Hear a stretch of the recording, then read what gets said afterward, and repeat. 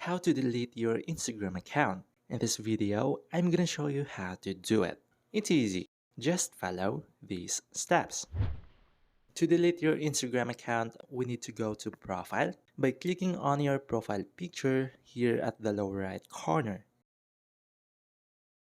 Here, click on the three lines icon at the upper right corner. Then click on Settings and Privacy. Go to Accounts Center. But if you can't find the Account Center here, you can use the search bar. Search for Accounts Center. Here it is, click on it. Now here we need to scroll down and go to Personal Details. Click on Account Ownership and Control. Then choose Deactivation or Deletion. Choose the Instagram account. Now since we are going to delete our Instagram account permanently, select Delete Account.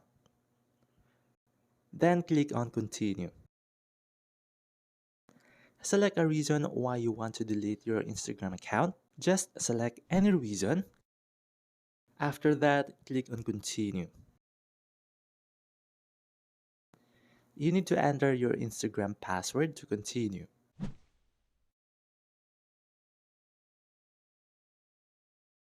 Confirm the deletion of your Instagram account by clicking on Delete Account button.